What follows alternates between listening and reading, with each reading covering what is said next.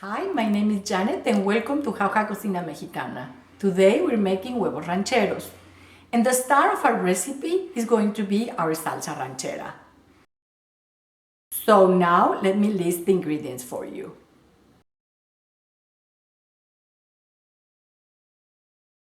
As you notice in the ingredients, I always combine both chiles, jalapeno and serrano. And the reason is because they have different aromas and different flavors. At the end, we're gonna have different layers of flavors and the salsa is gonna be awesome. Let's start by putting everything into the boiling water. I have one jalapeno and several serranos. Not only that, but I also have a third of an onion, and I always use a little bit of the root. This way, when you put them in boiling water, it's not gonna disintegrate. Plus a couple of garlic cloves. If they're very small, you can use 3 instead of 2. We have the water already boiling with the chiles for 5 minutes, and the reason is because the chiles take a longer time to get cooked than the tomatoes. Now we have to remove the stem scars from the tomatoes and make sure that you have ripe tomatoes and then put them to boil. Now you have to turn off your heat once your tomatoes, skin tomatoes burst and they look already done. The tomatoes and the chiles are done, but they're still hot, so I'm going to transfer them to another container so I can handle them. Now we're starting our salsa with our Mexican mortar or molcajete.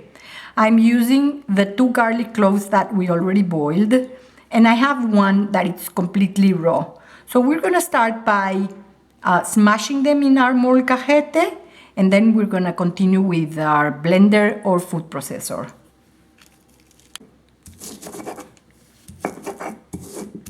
The reason I always start my salsas with a Mexican mortar or molcajete is because we are going to achieve an extremely fine garlic paste which is going to permeate through all the salsa, and it's gonna be so good. I am also going to use the molcajete in order to do my chiles. Now, remember, I am Mexican. I'm not afraid of chile. But if you don't like so spicy your salsas, you can always remove the seeds and the veins, and your salsa is not gonna be that spicy. I peeled the tomatoes and we're using them. Nothing gets wasted in this salsa. And I also removed the root, the little piece of root that it was here in the onion. And I'm going to use also 2 of the boiled tomatoes. And let's incorporate everything that we did here in the molcajete. This is already finely ground. Now let's incorporate the rest of the tomatoes, but this time we're not gonna do it very fine because we want texture in our salsa. Now let's see the texture. Oh, it's perfect. It's chunky. Perfect. This is one of the tricks that I always use for my salsa ranchera. We have to fry it, but we're not just gonna fry it. We are going to fry it in oil that it's already infused with 1 garlic clove. So once this is fried, we're gonna discard it and fry the salsa in this oil.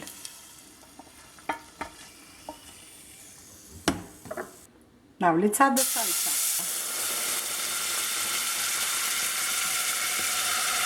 The salsa has to cook for at least 15 minutes. If it starts thickening, then you can add a little bit of the water where the tomatoes were boiled. This salsa has been cooking for 25 minutes and I already tried it and it's fabulous.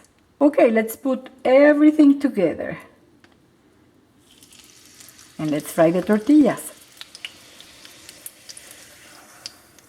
My favorite huevos rancheros are the ones that have a little bit of refried beans on top of the tortilla. So let's put them. Let's fry the eggs. Once the eggs are there, let's put more salsa. Janet?